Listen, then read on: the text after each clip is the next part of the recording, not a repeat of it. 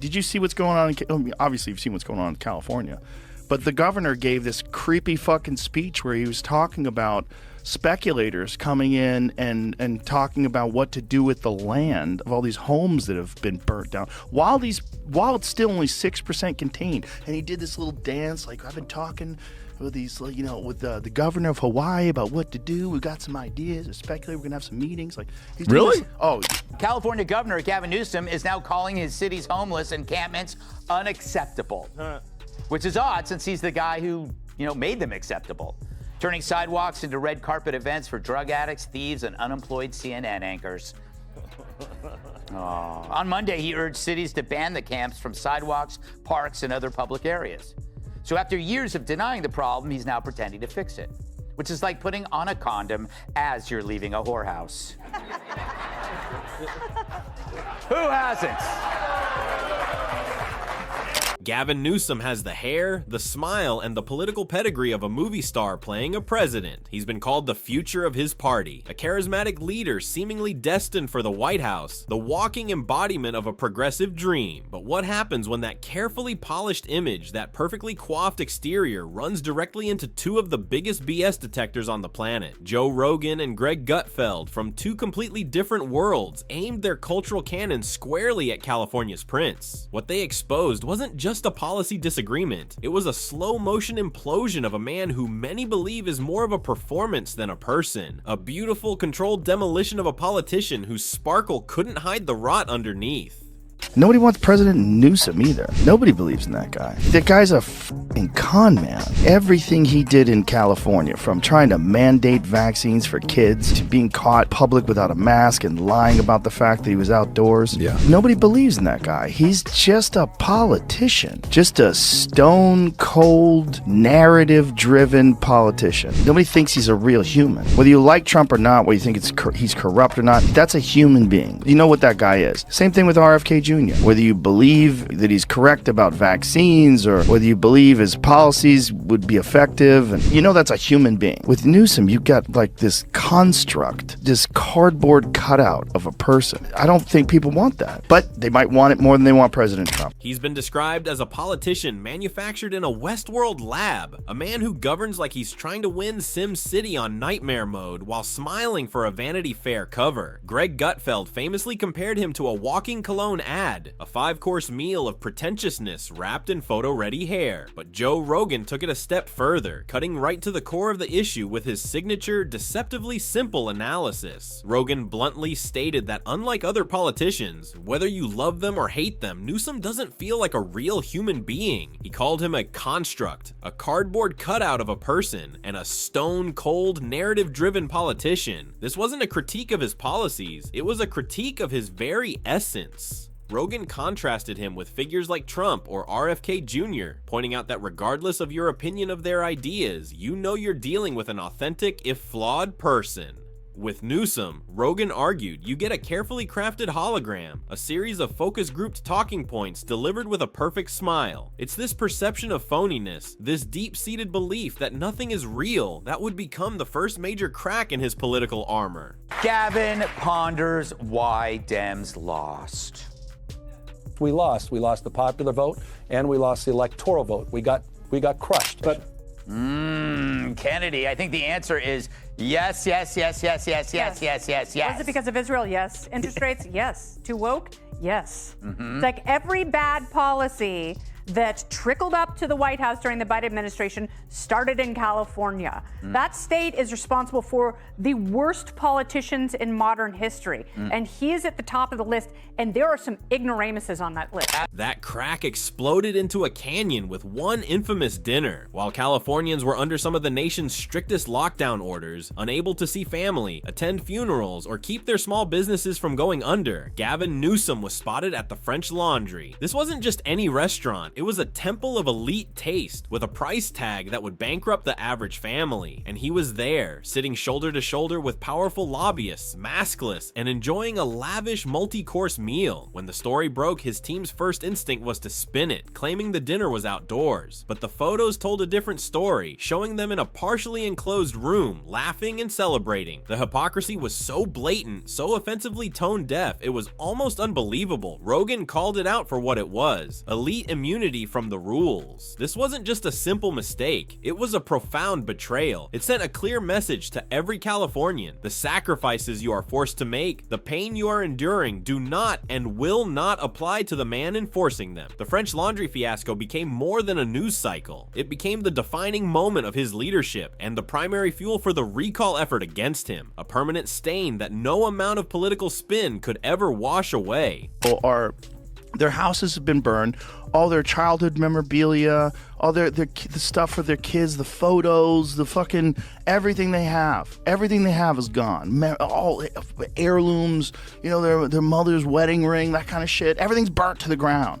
And this guy's like standing in front of all this stuff, and he's got a smile on his face, and he's talking about land use. The development plans. Watch this. But the criticism wasn't just about his character, it was about the undeniable and disastrous results of his policies. And no one embodied the response to those policies more than Joe Rogan himself. Rogan didn't just complain about California from a distance, he evacuated. In a move that sent shockwaves through the media landscape, he packed up the world's biggest podcast, a cultural juggernaut with over 100 million listeners, and moved to Texas. He traded Hollywood smog for Austin freedom and wasn't quiet about it. He wasn't alone. He was the most famous face of the great California exodus, a mass departure of talent, wealth, and innovation. Titans of industry like Elon Musk and tech giants like Oracle fled the state's crushing taxes, Byzantine regulations, and deteriorating quality of life. The U-Haul index became a meme, as it costs several times more to rent a moving truck leaving California than one entering it. Rogan, with his megaphone that terrifies cable news networks, became the poster child for this trend. He didn't just leave, he set up shop in a rival state and told the world exactly why, detailing the decay he witnessed firsthand. When the man with the planet's most powerful platform votes with his feet, the world pays attention.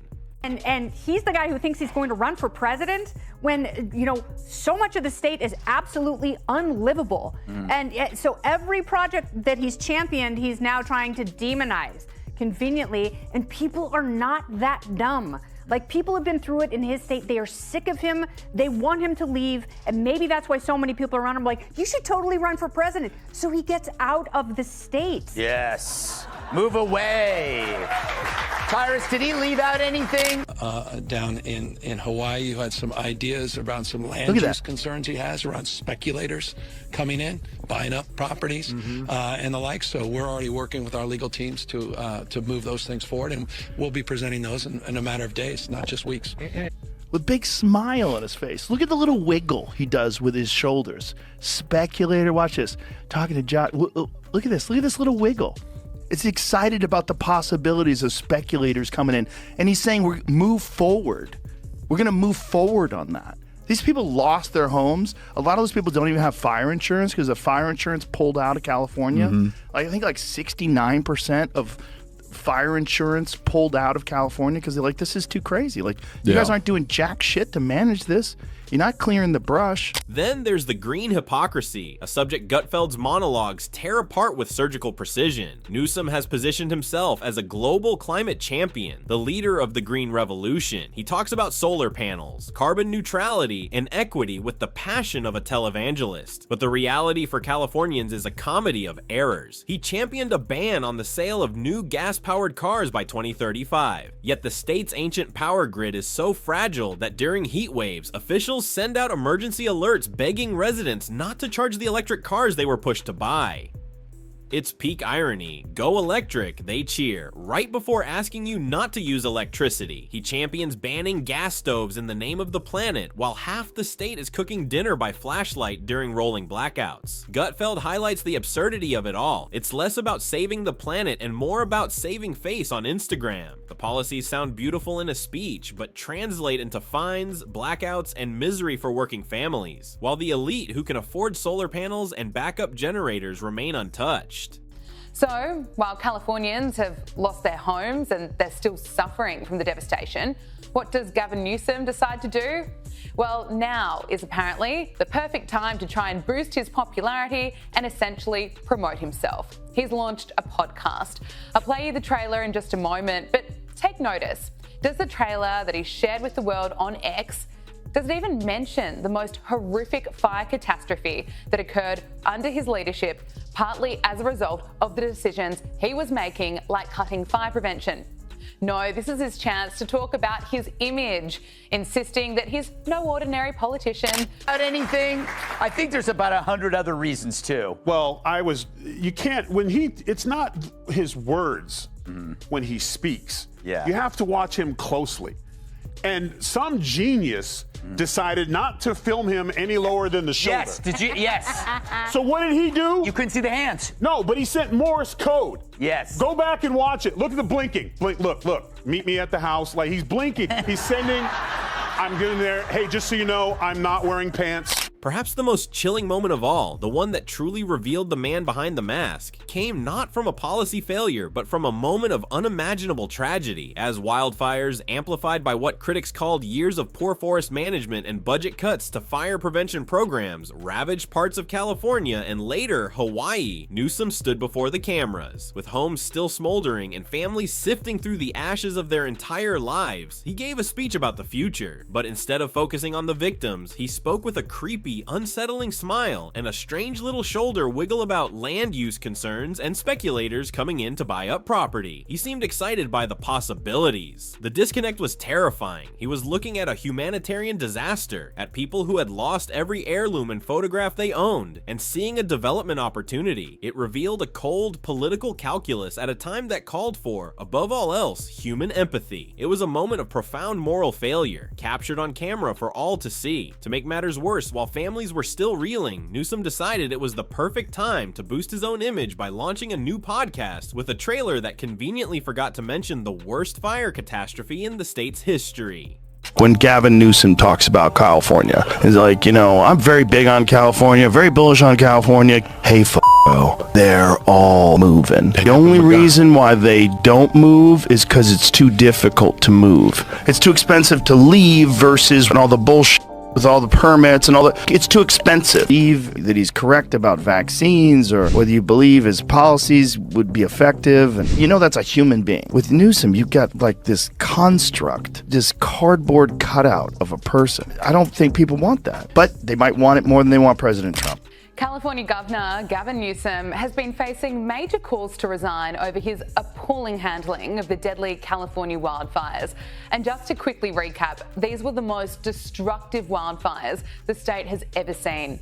More than 16,000 properties were destroyed. The cost of the fires is estimated to be more than $200 billion. And for businesses in LA County, the future is looking grim.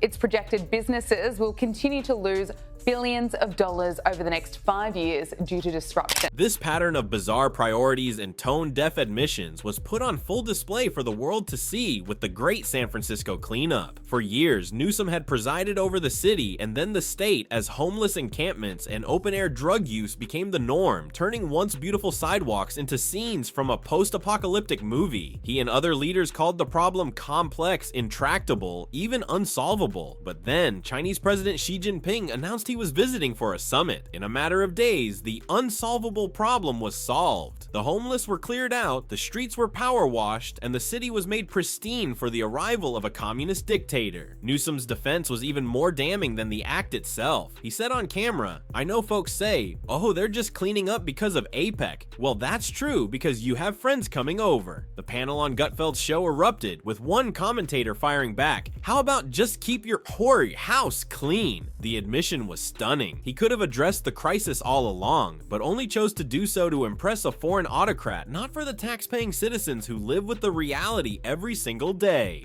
You know, when I went there, I had a great relationship with President Xi. We got along very well. And they treated me better than anybody has ever been treated. And I said, this air is good. Do you know they closed every factory 1 week before I got there from within 200 miles? That's like what Gavin Newsom did when Xi Jinping came to San Francisco. He cleaned it up. He cleaned it up. He got rid of all the homeless people. Isn't that terrible in a way to think, you know, he cleaned it up and then it became a pigsty? Well, the dumbest thing is he said when your friends come by, when you have visitors, you clean up your house. Like, how about just keep your fucking house clean? Can you imagine? It's the dumbest thing I've ever heard. What makes the takedown of Gavin Newsom so uniquely powerful is the unlikely alliance that formed to do it. On one side, you have Joe Rogan, the UFC commentator and podcast king who appeals to independent thinkers, libertarians, and anyone exhausted by mainstream narratives. He lays out his arguments with long-form discussions, expert guests, and a deceptively calm delivery that hits like a sledgehammer wrapped in a TED Talk. He represents the raw, visceral vibe of lived experience. On the other side, you have Greg Gutfeld, the Fox News satirist who wields sarcasm like a sniper rifle. He's a raccoon with a thesaurus and a grudge, appealing to conservatives and skeptics who see the raw absurdity in modern politics. Rogan gives you the decay. Gutfeld swings in and reads the ridiculous script out loud with a face that screams, "Can you believe this is real?" Rogan appeals to the thinkers. Gutfeld grabs the skeptics. Together, these two very different voices created a pincer movement of criticism that crossed political lines, uniting their vast and disparate audiences around one simple, unimpeachable conclusion. The man in charge of California is a performer, and the show is an absolute disaster. So what do you get when you add it all up? The hypocrisy of the French Laundry, the mass exodus led by his own state's cultural icons, the smiling response to tragedy, and the stunning admission that he only cleans his house for dictators. You get a leader whose glossy resume is written on paper-thin credibility. You get the human version of a movie trailer that looks incredible until you actually watch the film and realize it's 90 minutes of empty calories and confusing decisions. And yet, the whispers of President Newsom persist, a pipe dream treated like gospel by some in the media. His national ambitions are the final, most absurd chapter in this story. As Gutfeld quips, he's running, but it's from accountability, not for office. The idea of franchising a restaurant that is actively failing its health inspection seems to be his national political strategy. The takedown by Rogan and Gutfeld wasn't just a political hit job, it was a decoding of the modern politician, a stark warning about the danger of choosing style over substance. They pulled back the curtain, and now the whole world is seeing what's really there.